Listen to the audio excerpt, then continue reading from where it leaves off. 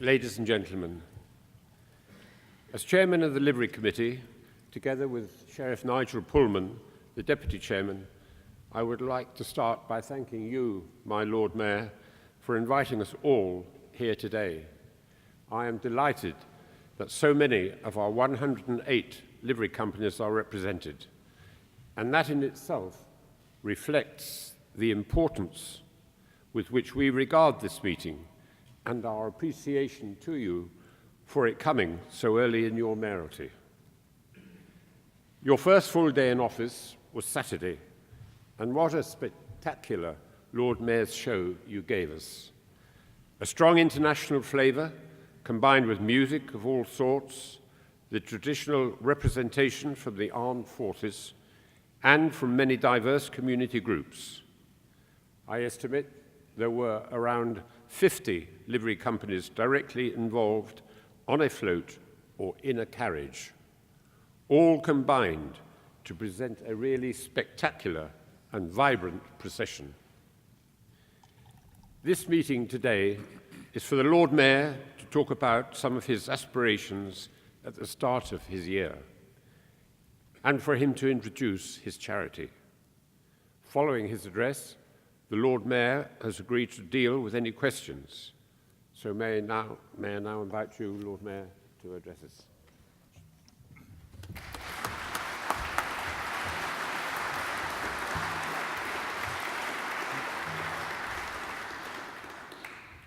It's going to slide around and fall all over the floor. Chairman, Masters, Prime Wardens, Upper Bailiff, Sheriffs, ladies and gentlemen, thank you, Bill, for your very kind words, and thank you, an enormous thank you to the Livery as a whole for the honour of electing me as your Lord Mayor. Thank you especially to the musicians, my mother company for their support, as well as to the international bankers, the cordwainers, the security professionals, and the Guild of Public Relations Practitioners. And thank you enormously to everybody who contributed to the show on Saturday, the near 50 companies that were in the parade, and every man, woman, and child who watched it and played their own important part in such a great celebration of city life. It was a day of joy for Claire and for me, for our family. It was a day of shared experience, of happiness and community for everyone who took part and filled the city's streets. We even managed a stop followed by a face appearing at the window of the coach saying, "We've got a problem, sir." The problem of a 250-year-old axle seizing up and no 250-year-old engineer to fix it. So I arrived in Mansion House, as I'm sure you know now, in the back of the pageant master's vehicle in the manner of the Pope, with perhaps slightly less earthly authority, but very, very happy nonetheless. The expressions of concern on the faces of some 500 people as I arrived back at the Mansion House was quite remarkable. I'm also happy to have this early opportunity to speak to the Livery. As the first banker in the Mansion House for several years, I want to say this at the very beginning. I believe real banking is a service creating and supporting real jobs and real growth.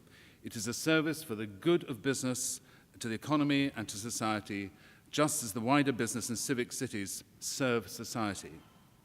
And it is part of society, hence the theme this year, the city in society. There are parts of banking which have made most dreadful mistakes over the last few years. We must acknowledge those, and I think we must, at some stage, move on. And that's why, on Monday, I hoped I gave what was an optimistic, upbeat message for the future, because I believe that the opportunities that are out there for the city are absolutely enormous, and the continuing worries of banking misbehavior are, to some extent, a distraction from that. But before I move on this afternoon myself to say something about the Livery and about the appeal, I'd like to cover a few domestic points. Mansion House itself is in a time of change, but change that is mindful of the continuing importance of civic life and the Lord Mayor's roots with the Livery. We shall be very sorry to see the retirement at some time this year of two great servants of the Lord Mayor and the city and their country, with Richard Martin, the sword bearer, retiring early next year, and Billy King Harman, the City Marshal, later in 2013. Theirs will, I'm sure, be very active retirements. We will not have seen the last of them, and I strongly suspect that they will emerge in their feathers, phoenix-like, in new guises around the city. James North, known to many of you already, is stepping up to be sword bearer and has already been spotted staggering around under the great weight of the sword bearer's enormous fur hat, as well as realizing how many useful things can be put underneath it. His replacement will be starting here in early December, Mr. Tim Rolfe, who comes to us from the Mayor over the water, Boris, where he is a program manager, following a period at Buckingham Palace as a researcher in the Queen's private office. We have a dedicated team here, wholly committed to serving the Lord Mayor and the City, fostering the links between the mayoralty and the livery, as well as enhancing the Lord Mayor's business role at home and abroad. Many of them you know very well. William Chapman, the private secretary, runs them all with wonderful efficiency and ease and is always happy to discuss any issues you wish to raise with him. In many ways, he acts as the Lord Mayor's eyes and ears as to what is going on out there. And do make contact with him if you would like to do so. The role of the Lord Mayor, I think, is continuing to grow, particularly in the direction of selling and marketing financial and professional services, both domestically and internationally. So we need high-quality candidates to come through the Court of Aldermen and participate in the city's governance at the highest level. And I hope, if you haven't already been encouraged to do so, you will feel extra encouraged, every livery, feel encouraged to give consideration as to whether you have members who can step up to serve on the Common Council or the Court of Aldermen. We need you, masters and clerks, to encourage them to stand. The corporation does some great things internationally and domestically, and you have a real opportunity to shape the strategic decisions about caring for open spaces like Hampstead Heath or Epping Forest, or the vibrant cultural life that is the Barbican and the LSO, the Guildhall School, or the unique history at the London Metropolitan Archives or the Museum of London, as well as the essential local authority services that the city provides. Of course, we want captains of industry to stand as aldermen, not necessarily the admirals or the generals, but nonetheless captains of their particular ships. And we will be doing more to encourage that angle of application to the Court of Aldermen in particular. Perhaps you might think that a liveryman could serve as Lord Mayor, a unique platform to contribute and shape political and public debate, as you know, and an increasingly important part of the role is selling the country, promoting the city at home and abroad.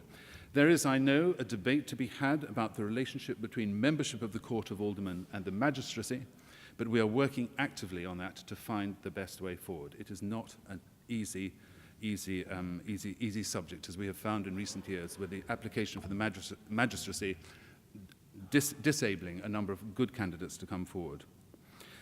Thirdly, I'd like to mention the armed forces in the city. The Green Paper on the structuring of the armed forces was published last week, and we are going to see a far greater reserve in the future. David Cameron confirmed to me on Monday night that this is a project that is very close to his heart. He is very keen to see it operate. The livery already does a huge amount to support the armed forces and the reserves in particular, and that support is ever more important and appreciated at every level of government. As I said on Monday, defence is everyone's business. So I encourage all of you to make new affiliations, to work with the Lord Mayor's aide-de-camp, and I'm delighted some of them are here today. In fact, may I ask them to stand so we can show our appreciation for their work. Thank you. Here they are. Thank you.